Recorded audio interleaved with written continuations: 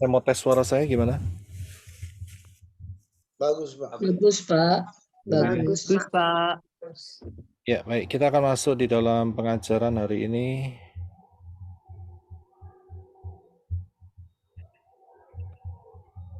Kita akan lanjutkan di dalam pengajaran mengenai Wahyu yang ke-9, mengenai sangkakala yang ke-6. Ya, sangkakala yang ke-6.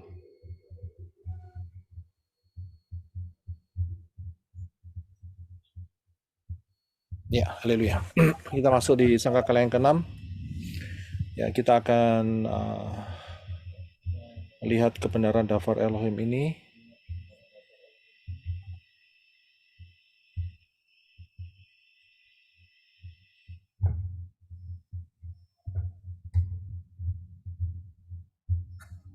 Ya, seperti biasa untuk membuka rahasia Dafar Elohim, jangan pernah lupa bahwa kita harus kembali ke akar pola Ibrani yang benar, ya. Dan di dalam akar Ibrani yang benar, kita akan mendapatkan kekayaan yang luar biasa di luar pola akar Ibrani yang benar, terbatas dan sangat miskin, ya, miskin. Karena itu kita harus kembali ke akar yang benar dengan memahami, mengenai 22 huruf Ibrani dari Alif sampai Taf, dan juga huruf-huruf di dalam piktograf, huruf-huruf Ibrani di dalam piktograf. Ini adalah huruf-huruf ancient, yang kuno, yang mereka pergunakan. Dan Bapak Yahweh menggunakan piktograf untuk juga berbicara dalam kehidupan kita, serta angka gematria, di mana setiap huruf Ibrani memiliki value, nilai, numerical values. Jadi Aleph itu 1, Bet itu 2, dan seterusnya. Ya, sudah bisa melihat polanya, dan ini merupakan kepastian yang diberikan Bapak Yahweh, dan ini merupakan satu paket yang luar biasa sehingga kita dapat memahami dengan baik dan benar apa isi hati Bapak Yahweh, ya, di dalam mempersiapkan kita masuk di dalam rapture. Jangan lupa bahwa nubuat adalah pola, prophecy is a pattern, ya. Sudah perhatikan baik-baik karena hal ini mendatangkan banyak berkat untuk mengetahui, mengenal rahasia-rahasia kebenaran Dafar Elohim. Serta satuan pola waktu daripada Bapak Yahweh adalah angka 7. Ya, jangan pernah lupa. Saya terus akan ingatkan ini supaya betul-betul melekat dalam alam pikiran saudara, dan saudara akan bertumbuh mengenal Dafar Elohim dengan baik dan benar. Saudara akan cinta akan Dafar Elohim. Baik, hari ini kita akan masuk di dalam Wahyu pasal yang ke-9, yaitu sangkakala yang ke-6, yang judulnya adalah Sungai Efrat. Ya, baik, kita akan melihat dari sisi 7 navigasi, 7 fase navigasi Dafar Elohim. Kita di fase berapa? Untuk masalah ini, masalah Wahyu ini, kita ada di fase nomor Akhir 6, ya, Pak. nomor 6, ya. Kita ada di fase nomor 6, ya, betul. Terima kasih, ya. Baik, kita akan lihat bahwa di dalam Wahyu pasal 6 sampai yang ke-18 itu adalah masa di mana masa 666 itu berlaku, ya. Dan jangan pernah lupa bahwa mempelai Yeshua HaMashiach sudah di rapture. Rapture sudah terjadi. Jadi tidak akan muncul kembali di dalam Wahyu 6 sampai 18. Yang ada adalah orang-orang Goyim dan orang-orang Israel yang tertinggal rapture, yang masuk di dalam masa 666. Jadi kalau kita melihat di dalam Wahyu pasal yang ke-9 sekarang, sangat jelas bahwa ini bukan masa sekarang tahun 2023, tapi ini nanti adanya di dalam masa 3,5 tahun, masa 666. Jadi sangat-sangat jelas sekali, ya. Tidak sulit untuk mengerti akan kitab Wahyu karena patternnya jelas, polanya jelas, ya, dan akan menjadi blessing buat kita semua. Ya, baik, kita akan melihat Dafar Elohim ini, tapi kita akan baca terlebih dahulu di dalam Wahyu pasal 9 ayat 13 sampai ke 21. Ya, silakan Henok. Terima kasih. Malaikat yang keenam meniup sangkakala. Lalu aku mendengar suatu suara dari keempat tanduk mezbah emas di hadapan Elohim yang berkata kepada malaikat keenam yang memegang sangkakala itu, lepaskanlah keempat malaikat yang telah diikat di sungai Efrat yang besar itu. Keempat malaikat itu dilepaskan. Mereka yang telah dipersiapkan untuk jam dan hari dan bulan dan tahun, supaya mereka membunuh sepertiga manusia. Dan aku mendengar bahwa jumlah bala tentara berkuda itu ada 200 juta. Dan sungguh aku melihat dalam penglihatan, kuda-kuda dan para penunggangnya mengenakan tutup dada merah api, dan merah kehitam-hitaman, dan kuning belerang. Kepala kuda-kuda itu seperti kepala singa, dan dari mulutnya keluar api dan asap dan belerang.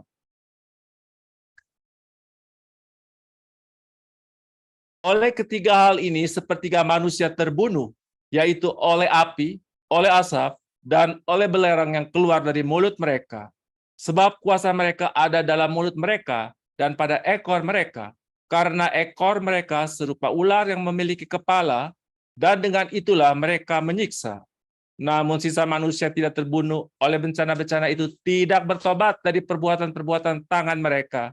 Sesungguhnya mereka tidak berhenti menyembah roh-roh jahat dan berhala-berhala emas dan perak dan perunggu dan batu dan kayu yang tidak dapat melihat, mendengar maupun berjalan. Mereka tidak bertobat dari pembunuhan, sihir, percabulan, dan pencurian. Ya, terima kasih. Ya, kalau kita lihat di sini dikatakan mengenai Sungai Efrat. Sungai Efrat itu dari mana? Ada di mana? Sungai Efrat itu ada di daerah Irak. Dan itu panjang sekali, sungai yang salah satu sungai yang cukup panjang di dunia. Dan ini mulai dari Turki, ya, kemudian ke Syria dan ke Irak. Kalau saudara bisa lihat petanya sendiri di Google Map, saudara akan bisa lihat Sungai Efrat. Di dalam kitab Wahyu, kitab Gileana ini ditulis 2 kali mengenai Sungai Efrat. Yang pertama yang telah kita baca Wahyu 9 ayat 14. Yang kedua adalah di dalam Wahyu 16 ayat 12. Silakan Henok untuk baca di Wahyu 16 ayat 12. Terima kasih. Malaikat yang keenam menumpahkan cawannya ke atas sungai yang besar, yakni Sungai Efrat, dan airnya menjadi kering, sehingga jalan bagi raja-raja dari terbitnya matahari dapat dipersiapkan. Iya, terima kasih. Di dalam masa 3,5 tahun yang masa 666, ya, yaitu masa anti Hamas, ya, di sana dijelaskan bahwa Sungai Efrat ini airnya mengering. Dan memang betul, di dalam beberapa dekade ini, Sungai Efrat itu mengering. Sebelumnya, Sungai Efrat ini adalah sungai yang memberikan kehidupan, ya, dan banyak ikan-ikan, ya, dan juga banyak perkebunan yang diairi oleh Sungai Efrat ini. Akan tetapi di dalam beberapa tahun terakhir ini, itu mengalami penurunan yang betul-betul signifikan, yang betul-betul ekstrim sekali.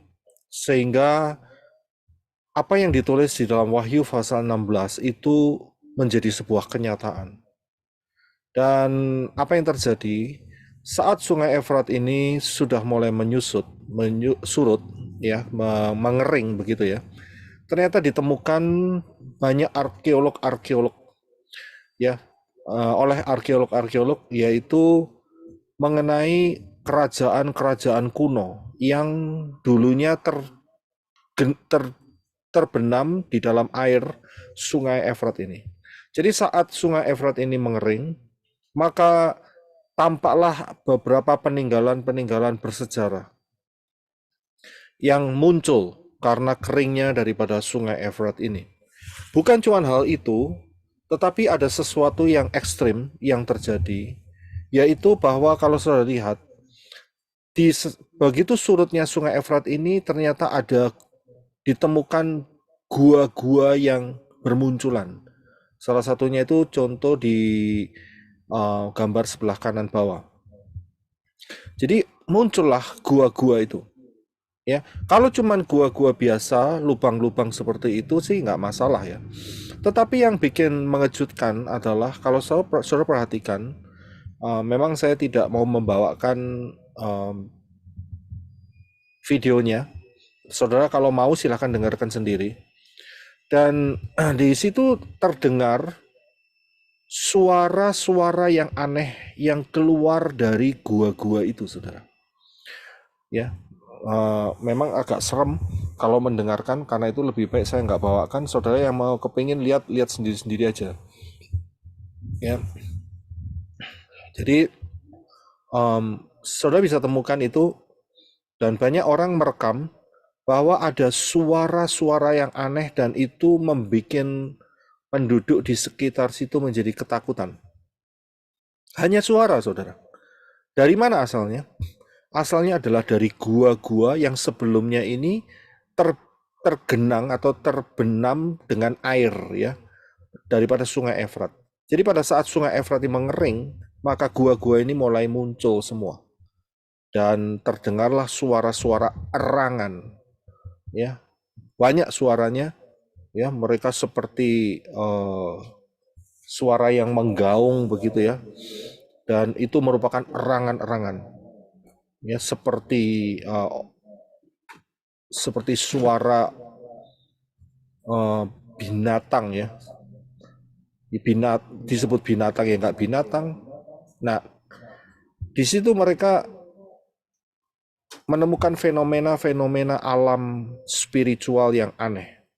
Nah, kalau kita lihat di dalam Dafar Elohim, kebenaran firman Elohim, kita akan dapat melihat dengan jelas sebetulnya ada apa di sana. Nah, minggu lalu kita sudah belajar mengenai portal. Masih ingat ya? Nah, disinilah yang dijelaskan di dalam Sangkakala yang ke-6, ini adalah sebuah portal. Ternyata portal ini adalah portal penjara daripada roh-roh jahat yang super jahat. Ya, disinilah mereka dibelenggu, disinilah mereka dipenjarakan secara supranatural. Nah, anehnya hari-hari ini suara itu muncul. Di sini membuktikan, ya, saat sungai Efrat ini mulai mengering dan suara-suara itu muncul, disinilah kita tahu bahwa penggenapan apa yang ditulis oleh Yohanan di Pulau Patmos itu akan tergenapi dengan segera. Ya, akan tergenapi dengan segera. Ya, saudara, ini masalah tidak main-main.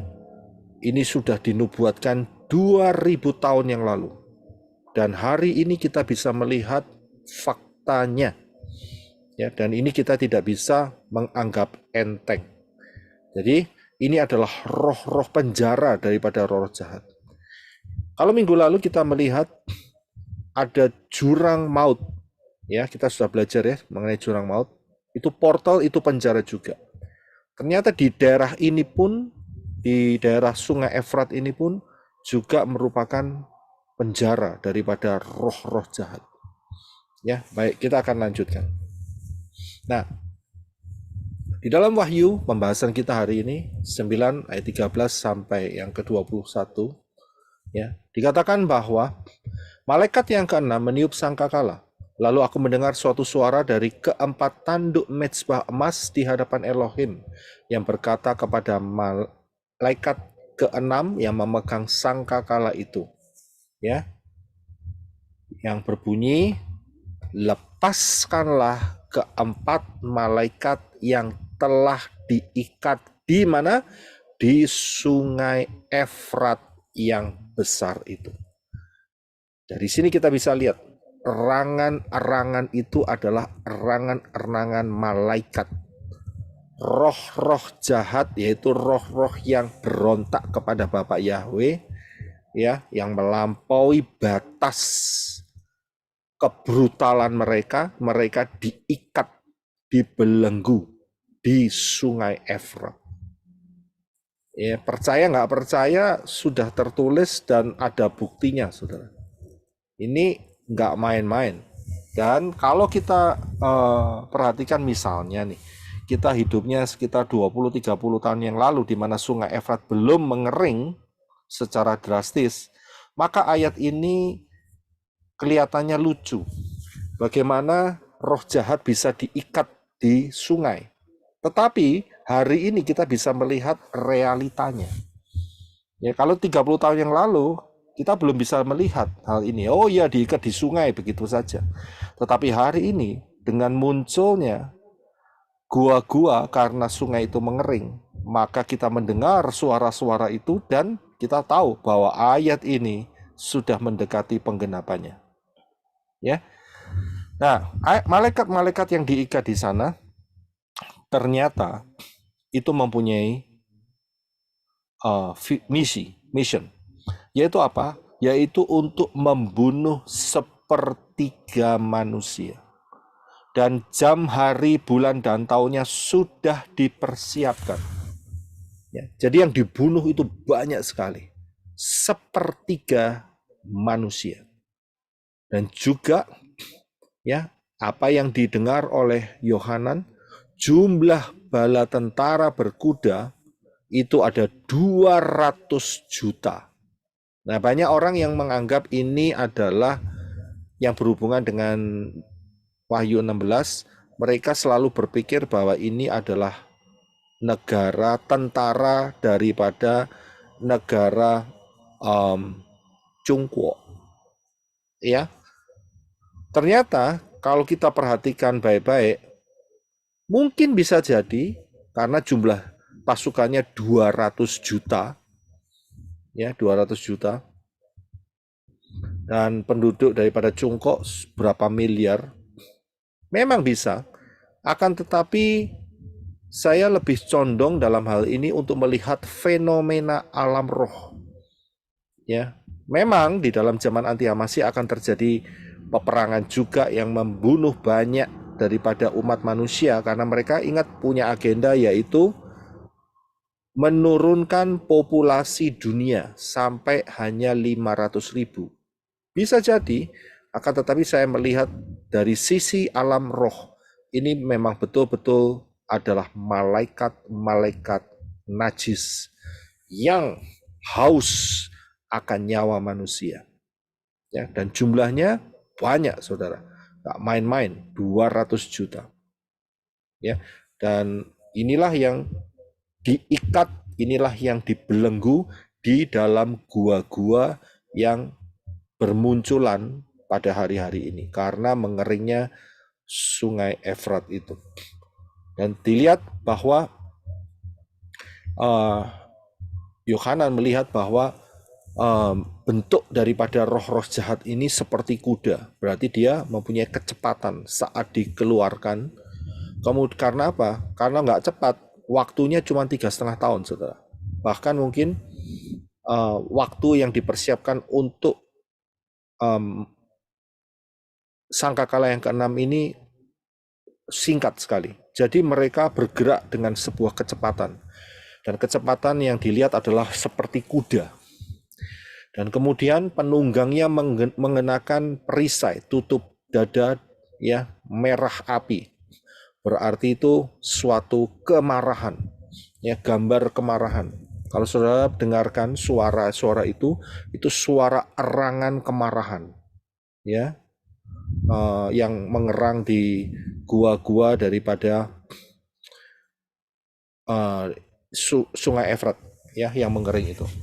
Dan kemudian dikatakan di dalam Wahyu 9:17 ini, ya, mereka tutup dadanya merah api, merah kehitam-hitaman, dan kuning belerang. Itu merepresentasikan warna-warna kemarahan.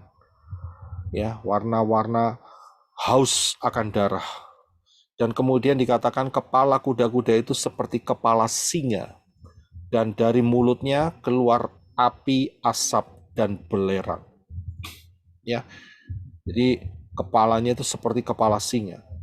Di dalam Keva dikatakan bahwa setan itu seperti singa yang senantiasa berputar-putar untuk mencari, ya, orang-orang yang dapat ditelannya. Jadi ini merupakan gambaran daripada setan itu sendiri. Ingat ya, singa itu bisa bermakna ganda. Yang satu singa dari Yehuda, yang satu singa setan. Dari hal ini kita bisa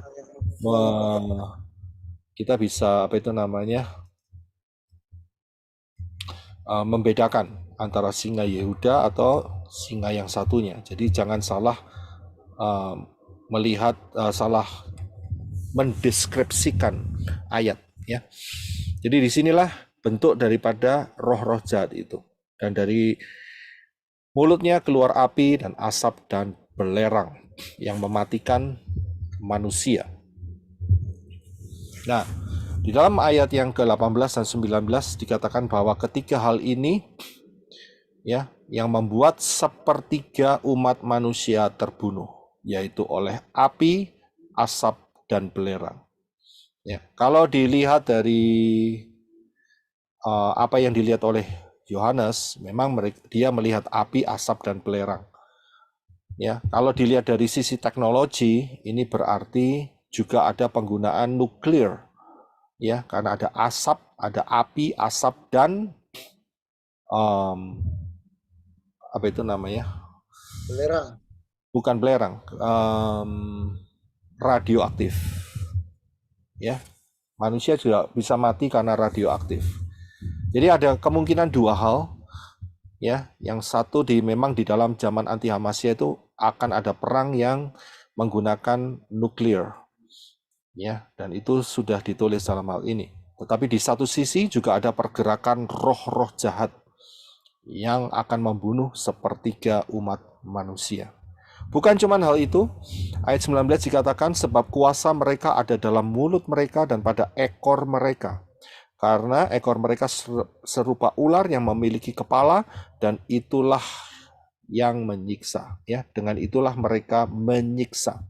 Jadi dalam hal ini bukan cuma membunuh, tetapi juga akan terjadi penyiksaan. Saudara masih ingat apa yang kita bahas minggu lalu mengenai sangkakala yang kelima, di mana terjadi penyiksaan selama 5 bulan. Ya, selama 5 bulan. Bukan untuk membunuh, tetapi untuk menyiksa. Begitu pula yang ada di dalam sangkakala yang ke-6, ini lebih dahsyat karena sepertiga dibunuh, ya, sepertiga dari penduduk bumi dibunuh dan juga akan disiksa.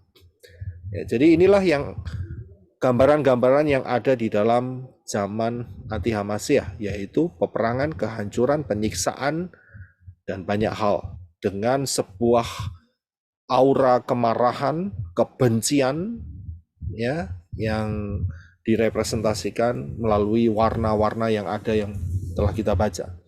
Jadi saudara paham ya, di dalam masa 666 ini bukan masa yang damai. Ya, ini damai palsu. Promosinya akan ada damai yang dipromosikan oleh anti Hamasyah, ternyata tidak.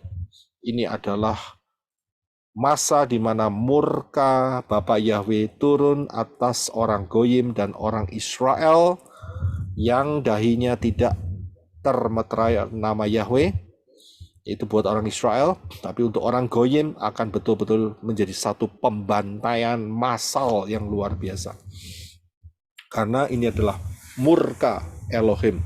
Sedangkan kita tidak kena murka, saudara dan saya akan mendapat bagian di dalam rapture, asal saudara memperhatikan dafar Elohim dan hidup kita dibersihkan, ya, sehingga kita cocok dengan isi hati daripada Bapa Yahweh.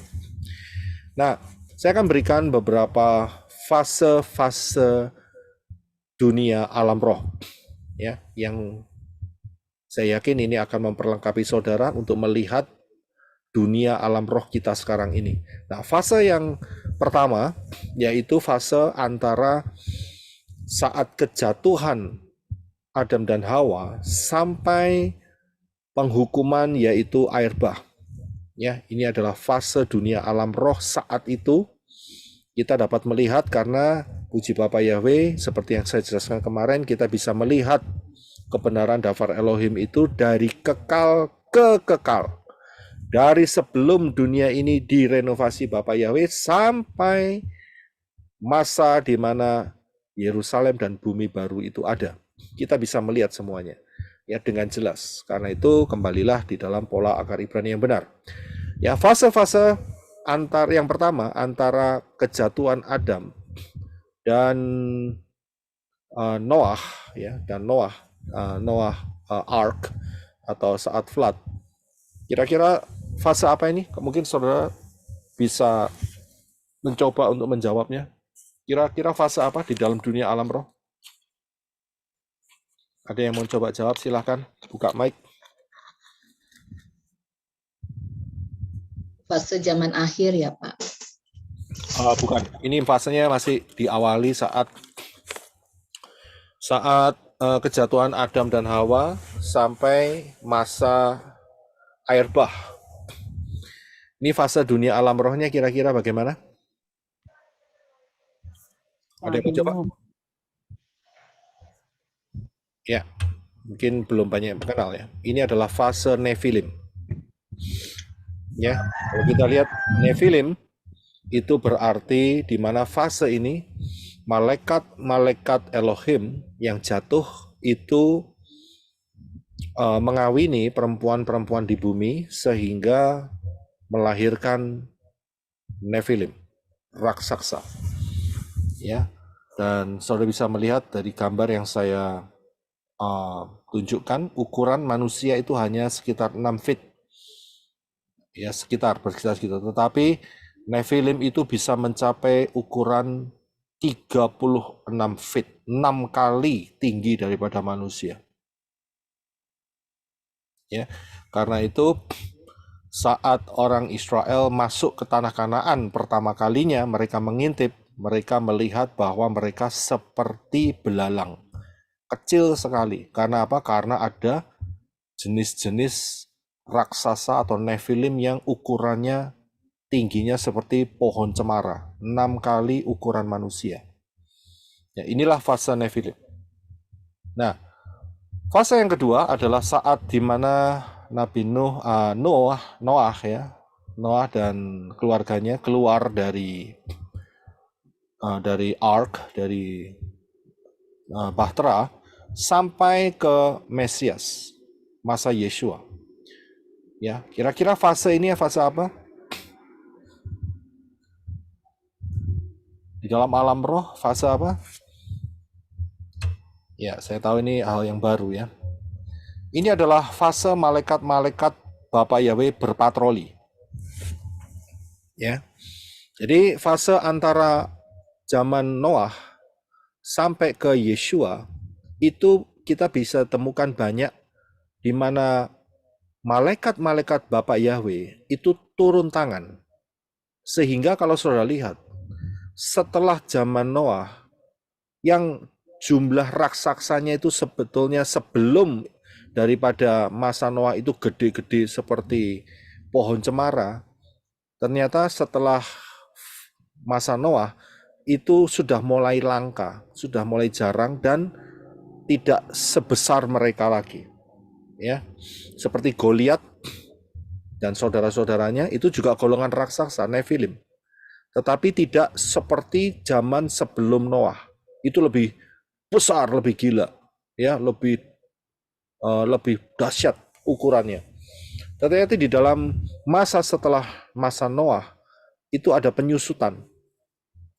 Ya, dan Bapak Yahweh melihat perlunya adanya malaikat-malaikat yang berpatroli.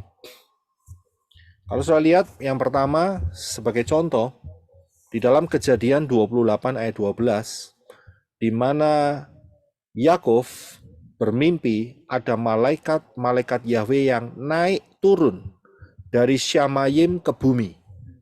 Saya enggak cantumkan ayatnya, tapi kita bisa minta tolong untuk Henok bisa baca ya. Kejadian 28 ayat 12. Silakan bisa dibacakan. Terima kasih Henok. Ya, welcome. Kejadian 28 ayat 12. Dan dia bermimpi, dan tampaklah sebuah tangga didirikan di atas bumi, dan ujungnya mencapai langit, dan tampaklah para malaikat Elohim sedang naik dan turun di atasnya. Ya, terima kasih. Saya bisa melihat, jadi mulai saat ini, di mana ada portal yang dibangun antara Syamayim, tempat daripada Bapak Yahweh bersemayam, menuju bumi. Dan di situ portal itu dilihat oleh Yakub di dalam mimpi ada malaikat yang naik turun. Sudah bisa lihat? Nah, ini merupakan sebuah gambaran di mana malaikat-malaikat Bapa Yahweh itu berpatroli. Ya. Kelihatannya unik tapi memang kenyataannya demikian, Saudara. Ya, jadi Bapa Yahweh di dalam berhubungan dengan bumi yang telah diciptakan ini memberikan tugas-tugas kepada malaikat-malaikatnya. Ya. Nah, yang kedua, kalau Saudara lihat di dalam Kejadian 32 ayat 2. Ya, tolong dibacakan. Di sana ada yang disebut sebagai Mahanaim. Coba bisa dibaca, Henok. Terima kasih. Kejadian 32 ayat 2. Ketika dia melihat mereka, berkatalah Yakub, inilah perkemahan Elohim. Maka dia menyebut nama tempat itu Mahanaim. Ya, terima kasih. Saudara bisa lihat di sana. Yakub saat itu dia mau kembali ke tanah Kanaan, ya, beserta dengan seluruh keluarganya dan apa yang dia dapat di Padan Aram. Dan ini terjadi sebelum dia ketemu dengan Esau. Di sana dia melihat perkemahan malaikat-malaikat Yahweh. Dia melihat, bukan lagi mimpi. Dia melihat dengan kasat mata, dengan langsung, tanpa harus lewat mimpi. Dan dia lihat ada malaikat-malaikat Bapa Yahweh yang ada pos-pos keamanannya. Sekarang pertanyaannya, tujuannya buat apa? Ya, tujuannya buat apa? Tujuannya satu, yaitu untuk mengamankan bumi. Ya, dari roh-roh jahat yang seperti yang terjadi sebelum masa Noah, yang mencoba untuk mengawini perempuan-perempuan. Sudah bisa lihat, itu langsung ditangkap. Dan dibuang di mana? Nah, kita sudah tahu di atas, yaitu dibuang di Sungai Efrat, di gua-gua, di penjara. Selain itu juga dibuang di mana? Di jurang maut, yang kita sudah pelajari minggu lalu di Sangkakala yang kelima. Jadi sudah bisa lihat, Bapak Yahweh menggunakan patroli, saudara. Ya, luar biasa cara kerja Bapak Yahweh. Ya, dari sini Yakub mempunyai rasa aman, di mana Bapak Yahweh juga menyertai, melindungi. Ya, ini luar biasa. Nah, bukan cuma di sini, saya bisa tunjukkan banyak, saudara. Saya hanya ambil beberapa saja, karena screen-nya tidak cukup, saudara. Saya bisa tunjukkan banyak. Ya, bagaimana malaikat-malaikat Bapak Yahweh itu patroli, saudara. Dan kemudian saya ambil contoh satu lagi, yaitu ada di dalam kitab Raja-Raja, di dalam 2 Raja-Raja 16 sampai yang ke-17. Silakan Henok untuk membaca.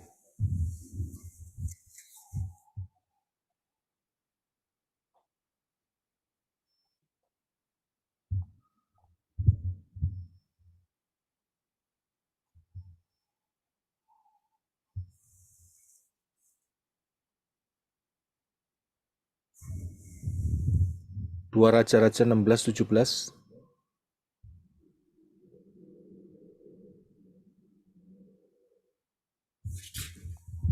Oke, lalu Elisa berdoa serta berkata, Ya Yahweh, aku memohon kepadamu, bukalah matanya supaya dia dapat melihat.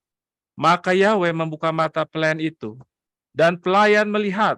Maka tampaklah gunung itu penuh dengan kuda, dan kereta perang berapi di sekeliling Elisa. Ya, terima kasih. Saudara bisa melihat, saat itu Elisa dikepung, ya, tempat tinggal di mana Elisa itu dikepung, dia tinggal ada di atas bukit, dikepung dengan pasukan yang begitu banyak. Tapi Elisa tahu prinsip daripada malaikat-malaikat Yahweh yang melindungi umat Yahweh. Jadi Elisa sangat paham akan hal ini. Dalam hal ini Elisa nggak ditulis dia berdoa minta perlindungan. Tidak, tetapi Elisa mengatakan, Bapak Yahweh tolong buka mata hambaku ini. Karena saat itu mata hambanya belum bisa melihat. Dan begitu dibuka, Apa yang terjadi? Mereka melihat kereta kuda yang berapi. Kalau ada kudanya berarti ada pasukannya. Siapa pasukannya itu? Tidak lain adalah malaikat-malaikat Bapak Yahweh yang menjaga Elisa. Jadi ini adalah patroli-patroli daripada malaikat-malaikat Yahweh. Mazmur mengatakan bahwa malaikat-malaikat Yahweh berkemah di sekeliling orang-orang benar. Saudara bisa mengaktifkan hal ini.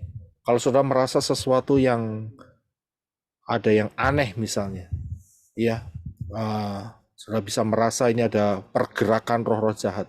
Saudara bisa minta, instruksikan kepada malaikat-malaikat ini. Minta kepada Bapak Yahweh untuk mengaktifkan cara kerja daripada tugas kerja daripada malaikat-malaikat. Karena malaikat-malaikat itu ditugasi untuk melindungi saudara dan saya.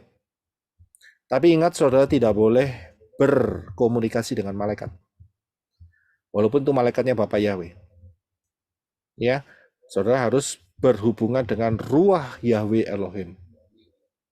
Ya, sehingga kita tidak terkecoh apakah ini betul-betul malaikat dari Bapak Yahweh atau tidak.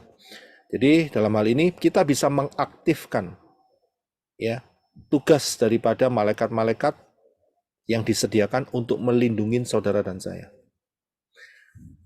Yesua pernah mengatakan bahwa anak kecil itu ada malaikat yang menemani, yang senantiasa memandang wajah daripada Bapak Yahweh. Kalau saudara pernah melihat bayi-bayi ya, itu biasanya mereka kadang-kadang saat dia tidur atau tidak tidur pun mereka kadang-kadang ketawa sendiri, mereka seolah-olah ada yang ngudang begitu ya, ada yang mencoba untuk berkomunikasi. Padahal di sekelilingnya nggak ada siapa-siapa. Dia bisa berinteraksi, dia bisa lihat ini, lihat itu misalnya. Ya, sepertinya mau bicara, tapi sama siapa? Kalau kita lihat di sekeliling nggak ada siapa-siapa. Ya, kita lihat itu saat Elijah juga seperti demikian. Dan kita tahu, ya, itu adalah malaikat yang diutus untuk menjaga, melindungi bayi-bayi. Ya, itulah luar biasanya. Memang kita secara kasat mata nggak bisa lihat, tapi kita bisa lihat efek daripada bayi-bayi, ya, di mana bisa ketawa sendiri, bisa nangis, ya, kadang-kadang ya, bisa seperti mau bicara, bisa ada interaksi seperti itu, ya, karena dia melihat sesuatu. Ya, jadi kita tahu dalam fase ini adalah fase malaikat Bapak yang berpatroli. Nah, fase yang berikutnya adalah fase di antara saat Yeshua HaMashiach masuk dalam ministry sampai kematian Yeshua. Ya, sampai kematian Yeshua. Fase ini adalah saya sebut sebagai fase Mesias atau fase Yeshua HaMashiach. Nah, di dalam fase ini ya, Yeshua mendemonstrasikan ya, dan ditulis oleh Matius, Markus, Lukas dan Yohanes, yaitu mengusir setan-setan. Ya, mengusir setan-setan. Dalam fase ini setan sudah mulai merasuk di dalam manusia lebih brutal dan Yeshua mengusirnya. Ya. Dan memang ada terjadi manifestasi dan kemudian kita juga melihat beberapa contoh di mana Yeshua mengusir legion dan masuk ke babi-babi, sehingga babinya mati semua. Ya, jadi jangan makan babi supaya tidak makan legion. Ya memang karena babi tidak boleh dimakan karena itu bukan makanan. Ya, jadi pahami hal ini. Jangan makan babi. Ya. Nah, di sini kita bisa lihat bahwa Yeshua mendemonstrasikan ini tujuannya untuk apa? Tujuannya untuk apa? Kira-kira saudara mau jawab nggak pertanyaan saya? Yeshua dalam ministrinya mendemonstrasikan mengusir setan, ini tujuannya untuk apa? Ada yang tahu? Untuk pengajaran murid-muridnya. Ya, terima kasih. Untuk ngajari murid-murid dan murid-murid meneruskan kepada kita semua. Berhubungan dengan alam roh, dengan roh-roh jahat. Ya, Roh-roh jahat itu tidak bisa dibunuh. Memang menjengkelkan, saudara. Tapi roh-roh jahat itu tidak bisa dibunuh. Yang bisa hanya diusir. Bisa diperintahkan. Ya, dan mereka keluar, mereka pergi. Selama kita ada di dalam Yesus dan Yesus dalam kita. Tapi jangan cari gara-gara, gitu aja. Kalau mereka cari gara-gara, saudara punya kekuatan dari Bapak Yahweh di dalam nama Yeshua HaMashiach untuk mengikat mereka, untuk mengusir mereka, untuk menjatuhkan hukuman atas mereka. Kalau bandel-bandel, minta malaikat Bapak Yahweh kirim mereka ke jurang maut. Mereka pasti ketakutan di sana. Ya, mereka pasti ketakutan. Jadi ini adalah cara Yeshua untuk ngajarin kita semua yang berhubungan dengan roh-roh jahat. Suruh keluar roh-roh jahat. Ya, dan akan ada manifestasi dan nanti Roh Yahweh Elohim akan menyatakan orang ini sudah bersih atau masih ada roh-roh jahatnya. Yes. Jadi ini adalah caranya. Nah, roh-roh jahat yang memanifestasi seperti ini, yang bikin kesurupan, yang bikin orang seperti orang gila, ya, ini termasuk jenis roh-roh jahat yang paling rendah, ya, yang paling rendah levelnya. Karena roh itu punya level. Malaikat-malaikat Bapak Yahweh juga ada level, ada rankingnya. Ya, jadi kita harus paham hal itu. Nah, yang susah adalah roh-roh jahat yang super halus, yang berkedokkan agama. Itu yang paling susah, saudara. Dan yang bikin seolah-olah orang itu sudah merasa paling benar. Ya. Saat dikasih tahu nama Yahweh, tapi masih ngeyel. Tahu ya ngeyel ya? Ya tahu ya. Ya bahasa Nepal, ngeyel. Ya, masih menolak, keras hati dan sebagainya. Lama-lama orang itu akan kemasukan setan halus. Level tingkat tinggi dengan kedok kebenaran firman Tuhan, kebenaran Alkitab. Nggak mau kembali ke nama Yahweh, tetapi tetap mempertahankan ya nama Arab. Itu sulit, saudara. Ya, karena orang itu harus merendahkan hatinya. Tidak ada manifestasi apa-apa yang dilihat, tetapi orang itu keras hatinya luar biasa. Ya, itu cara mendeteksinya. Dikasih tahu nama Yeshua juga nolak, saudara. Enggak. Yesus adalah harga mati. Ngomongnya seperti itu. Ya, padahal Yesus bukan nama.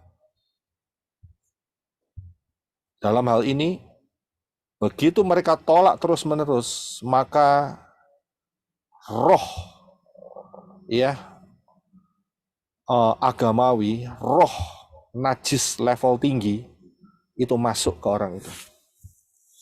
Dikasih tahu untuk baptisan pembaharuan, oh enggak perlu. Baptisan cukup sekali saja. Ya, nama apa saja boleh untuk membaptis. Akhirnya apa yang terjadi? Roh jahat melihat, aha, ini makanan empuk. Saya akan bercokol dan diam di orang itu. Karena dikasih pengertian enggak mau, saudara. Nanti semua mereka itu akan kaget. Ya, terkejut. Saat rapture, lo kok gak di rapture? Sudah dikasih tahu. Jangan merayakan 25 Desember, tapi tetap merayakan. Jangan merayakan telur Paskah. Jangan merayakan Imlek. Masih merayakan. Memang tidak terasa. Hak asasi. Ya, selalu setan berlindungnya di dalam hak asasi. Tapi sebetulnya setan sudah masuk merasuki orang itu. Saya kasih satu ayat ya. Coba saya akan cari sebentar ya. Ya, sebentar ya. Saya akan cari sebentar. Bahwa roh seperti ini tuh nggak bisa diusir, saudara. Maksudnya dalam arti saat diusir dia tidak manifestasi. Ya, beri waktu sedikit ya, sebentar ya.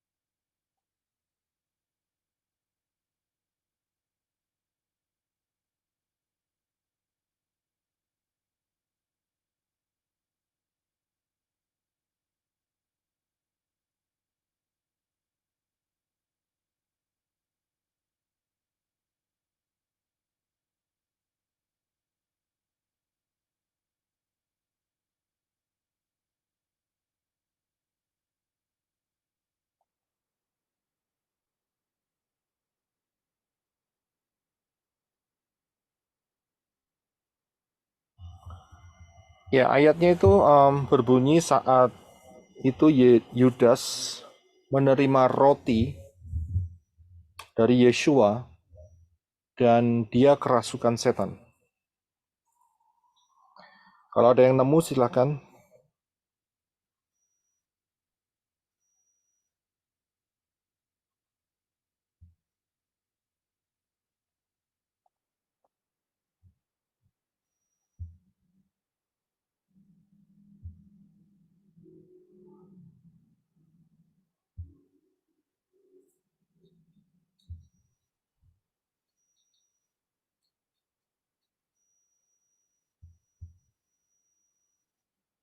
Pak Yosef dipunya di ayat Yohanes 13:27.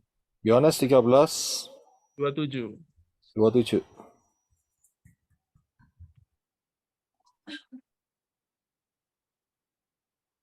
Ya, ya silakan Henok untuk dibaca.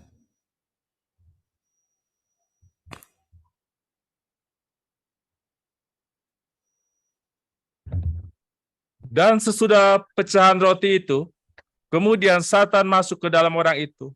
Lalu Yesua berkata kepadanya, "Apa yang kau lakukan, lakukanlah segera." Ya, terima kasih ya, terima kasih.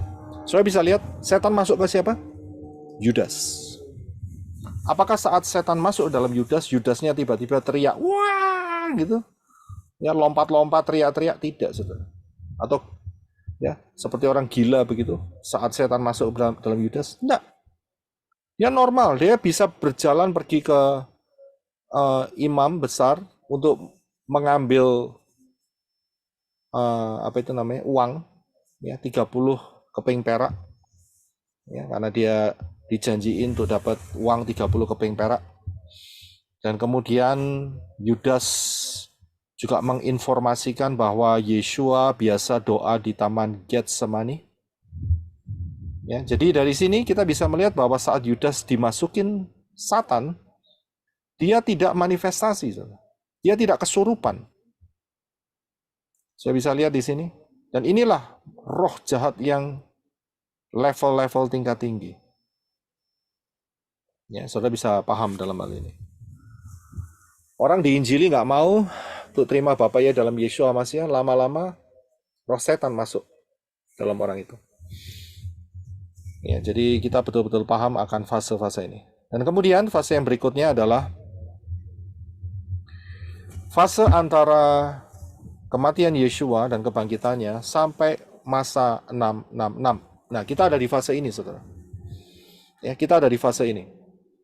Jadi inilah fase di mana yang sedang terjadi karena kita belum memasukin, maksudnya bukan kita, dunia ini belum memasukin, kalau kita akan terangkat, kita akan rapture, dunia ini belum memasuki masa 666. Tapi di sinilah fase kita, yaitu fase Ruach Yahweh Elohim, Roh Kudus. Dan di sini ada satu peristiwa, yaitu di dalam Kisah Rasul pasal 16 ayat 16 sampai 18. Ya, silakan Henok bisa membaca. Terima kasih.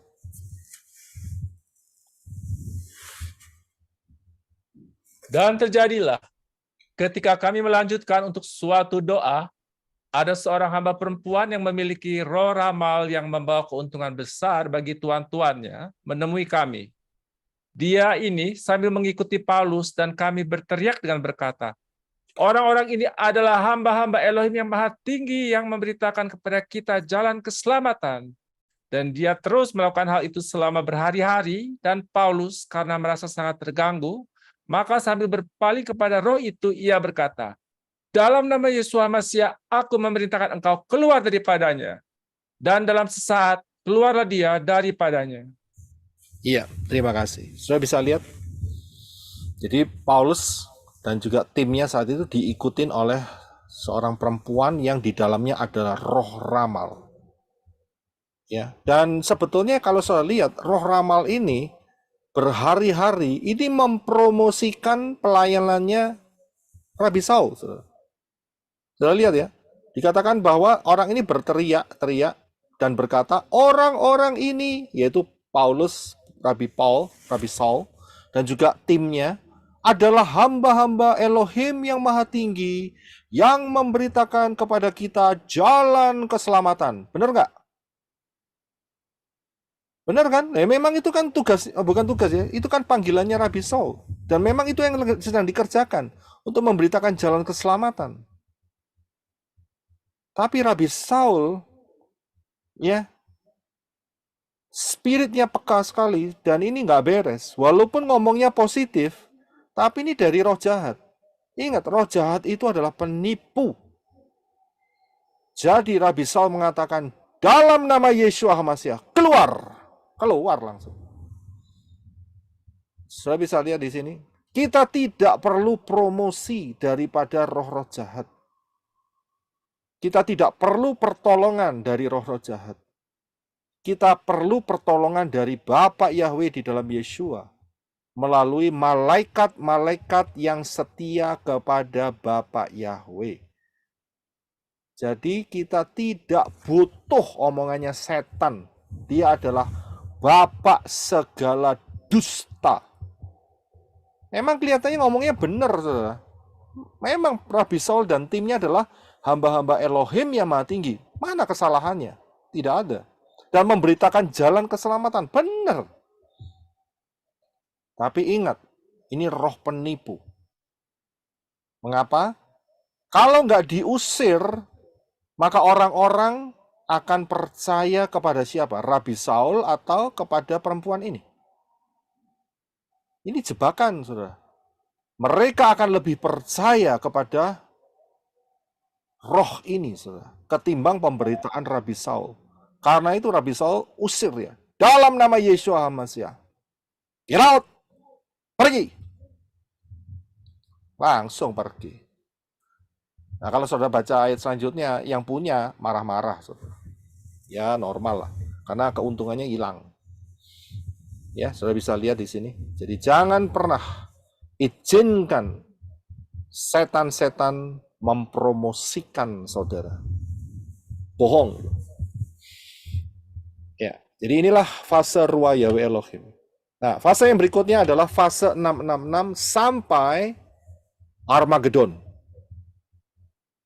Ya. Fase ini apa? Ya, kita sudah pelajari dan kita sedang pelajari. Ya, ini adalah fase masa 666. Alam rohnya bagaimana? Alam rohnya adalah, saudara perhatikan pengajaran Wahyu 9 mengenai sangkakala kelima dan sangkakala keenam. Ya, yang sedang kita pelajari ini, saudara. Ya, ini roh-roh jahatnya tidak bisa diusir dalam nama Yeshua HaMashiach. Nggak bisa. Orang yang tertinggal rapture tidak bisa mengusir roh-roh jahat sangkakala kelima dan keenam. Kenapa alasannya? Ada yang mau jawab nggak? Kenapa nggak bisa ngusir? Walaupun pakai nama Yeshua, pakai darah Yeshua. Karena roh yang sudah terangkat. Iya. Ya, terima kasih. Alasannya jelas. Yang kasih kita kuasa itu ruah Yahweh Elohim yang ada dalam kita. Tanpa itu kita tidak bisa ngusir setan. Nah, kalau kita sudah di rapture, maka orang-orang yang ketinggalan dalam tubuhnya, dalam hidupnya, tidak ada ruah Yahweh Elohim.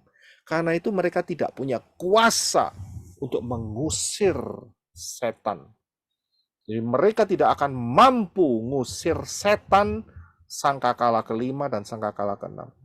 Ingat tadi di dalam Kisah Rasul 1 ayat 8 ayatnya. Kamu akan menerima kuasa apabila roh Elohim turun atas kamu. Jadi kalau ruah Yahweh Elohim nggak turun atas manusia, manusia itu tidak punya kuasa. Ya, tragisnya apa? Ada orang-orang hamba-hamba Tuhan yang mengatakan mereka bakal tertinggal untuk menguatkan dan untuk mengusir setan-setan sangkakala kelima dan keenam. Saya bilang, ya itu dusta. Orang yang tertinggal, rapture, tidak mungkin ngusir setan. Diperkosa setan, pasti. Ngusir tidak, jelas ayat-ayatnya. Jadi kalau sampai ada orang yang mengatakan sangkakala terakhir, yaitu sangkakala ketujuh adalah rapture, mereka akan mengalami sangkakala kelima dan keenam. Ya saya bilang silahkan modar sendiri. Saudara ngerti modar ya? Ya, hancur berantakan. Ya, itu bahasa Nepal. Jadi saudara bisa paham dalam hal ini. Kalau sampai ketinggalan, nggak bisa lagi ngusir setan. Diketawain, kamu ngusir setan dengan kuasa siapa? Long dalam hidupmu aja nggak ada ruah Yahweh Elohim. Ruah Yahweh Elohim sudah ngangkat mempelai-mempelainya. Berani ngusir setan. Nggak bisa, saudara. Lawang Israel aja yang membela siapa? Dalam masa 666. Siapa yang membela Israel? Siapa yang tahu? Bapak Yahweh melalui malaikatnya. Secara Malaikat spesifik, Mikael, ya terima kasih. Itu ada di dalam Daniel pasal 12. Mikael, bukan ruah Yahweh Elohim loh yang bela Israel dalam masa 666 yang 144.000 itu. Itu Mikael loh. Mikael itu tidak masuk dalam tubuh manusia. Ya, Mikael tetap di luar tubuh manusia karena itu malaikat kok. Tapi beda dengan kita. Kita ini adalah manusia Elohim. Masih ingat pengajaran kemarin? Ya, saudara bisa lihat di tebus tubuh pengajaran kita ini manusia Elohim. Karena apa? Kita ini manusia, di dalam kita ada Elohim. Yang berharga itu, Rabi Saul berkata, yang ada di dalam bejana. Kita ini bejana. Yang berharga itu di dalam kita. Siapa itu? Tidak lain adalah roh Bapak Yahweh sendiri. Itu yang berharga. Saudara bisa paham di sini? Jadi nggak bisa sok-sokan, saudara. Ya, jadi jangan percaya. Ya, dengan hamba-hamba Tuhan yang kepingin ketinggalan, nanti akan menjadi berkat blessing untuk the big revival yang besar sekali. Ya, jangan kena rayuan promosinya hamba-hamba Tuhan seperti itu. Mengerikan sekali. Sekali ketinggalan, wah, bayar harganya mahal sekali. Ya, inilah masa 666. Nah, sekarang masa yang terakhir, yaitu masa di mana fase Armageddon sampai kiamat. Ya, sampai kiamat. Fase ini fase apa? Ya, ini adalah fase kerajaan damai 1000 tahun. Apa yang terjadi di sini? Yang pertama adalah setan-setan dibelenggu selama 1000 tahun. Jadi alam rohnya bersih dan yang memerintah adalah Yeshua HaMashiach yang akan memerintah sebagai raja atas seluruh bumi. Tangan kanannya siapa? Saudara dan saya yang telah rapture terlebih dahulu. Luar biasa ya, rencana Bapak Yahweh. Ajaib. Ya, jadi inilah fase-fase yang harus saudara pahami. Nah, sekarang pertanyaannya, apakah manusia bertobat setelah mengalami bencana-bencana ini? Bertobat tidak? Jawabannya adalah Ya, tidak bertobat. Ayatnya ada di Wahyu 9 ayat 20 sampai 21. Namun sisa manusia yang tidak terbunuh oleh bencana-bencana itu tidak bertobat, jelas. Tidak bertobat. Ya, jadi mereka tidak bertobat. Saya masih ingat dulu waktu peristiwa 9/11 yang ada di New York, saat 2 Twin Tower itu dihantam pesawat, rontok. Setelah itu gereja penuh, saudara. Penuh gereja. Ya. Dan setelah itu apa yang terjadi? Bulan demi bulan, akhirnya berkurang, akhirnya kosong lagi gerejanya. Itu menunjukkan bahwa hati manusia tidak bertobat. Hati manusia adalah kapok lombok. Saudara tahu kapok lombok? Siapa yang sini tahu kapok lombok? Tahu. Apa itu kapok lombok? Ya, ketop. Habis Kapok makan sementara. lombok, kepedesan, ya, keringetan, Makan lagi. ya, makan lagi. Itu namanya kapok lombok. Ya. Ini ada Tomat, Pak. Hah? Gimana? Tomat. Tomat. Tobat kumat. Iya. Ya, tomat. Ya, jadi kapok lombok. Jadi saat mereka ada ancaman, mereka bertobat, setelah itu ya balik lagi. Ini mungkin ada, mungkin Pak John nggak bisa baca ini ya. Siapa yang bisa baca ini? Ini ada karikatur singkat. Bisa, Pak. Ya, silakan Ibu Rina untuk baca. Sumprit. Kulo pun kapok. Nah. Soben ya. Kompret. Soben konangan moni kapok. Yen ora konangan. Jur kumat maling. Ngerti? Ya. Jadi sih saya tahu nggak semua bisa baca ini. Ini bahasa Jawanya agak halus, bukan bahasa Jawa Surabayaan, bukan ya. Sumprit kulo pun kapok nera. Ya kan, maksudnya tuh sumpah saya ini kapok. Kalau enggak maksudnya begitu ya. Si polisi kan ngomong saben konangan ya, setiap kali ketemu muni kapok ya, ngomongnya kapok, mulai bicaranya tobat. Neng jur kumat maling ya, Mas. Jadi kalau lagi kumat ya, kalau lagi ya Maling kumat lagi. ya, akhirnya maling lagi, saudara. Ya ini namanya kapok lombok. Tobat kumat itu, Pak. Tobat kumat. Ya. Jadi kalau ketahuan dia kapok gitu.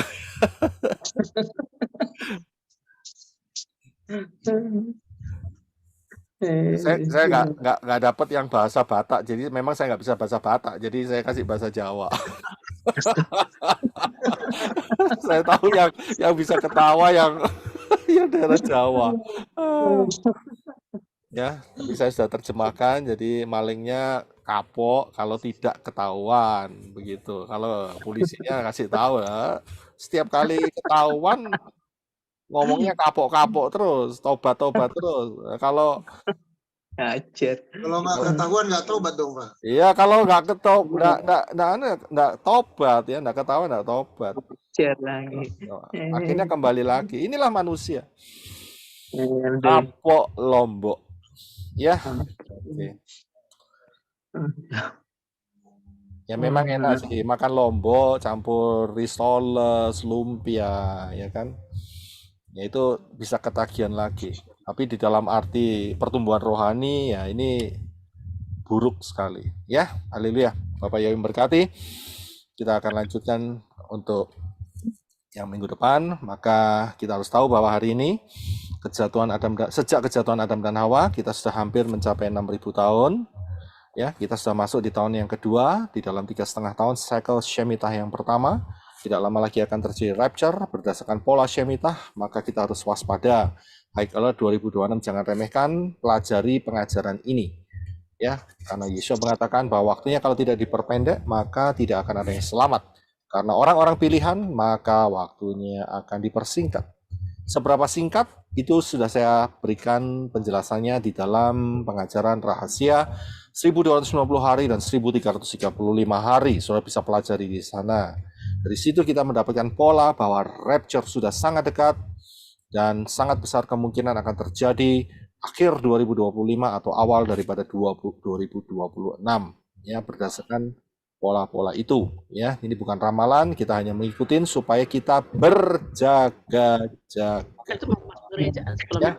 Nah, sekarang bagi siapa yang belum masuk dalam rencana keselamatan yang benar, masuklah dalam pintu yang benar, yaitu Yeshua, Yodshin Bawa Ayin. Di luar itu, saudara akan tersesat masuk ke dalam lautan api. Dan barang siapa berseru nama Yahweh akan diselamatkan. Karena itu setelah menerima keselamatan yang diberikan Bapa ya dalam Yeshua Masih, jangan keras hati, masuklah dalam baptisan pembaharuan. Juga ikutin pola akar Ibrani yang benar, bertumbuh. Jangan ikutin perayaan-perayaan pagan, ya. Saudara harus tegas, tidak mengikuti pola-pola pagan. Dan setialah sampai rapture terjadi. Siapa yang membutuhkan baptisan pembaruan, saudara bisa screenshot di screen yang di depan saudara. Dan juga jangan pernah lupa minta supaya dilepaskan dari sesembahan yang bukan dari Israel. Ya, Bapak Yai memberkati. Dan ibadah ini adalah ibadah streaming online dan wajib menggunakan pakaian yang sopan, menggunakan tali dan pasmina sangat dianjurkan. Session tanya jawab adalah ruang tanya jawab dan bukan untuk ruang perdebatan. Dan juga jangan menggunakan kata-kata yang bertentangan dengan kode etik YouTube supaya kita bisa menjadi berkat untuk teman-teman yang lain. Bapak Yahweh memberkati. Maranatha. Haleluya. Ya, puji Bapak Yahweh.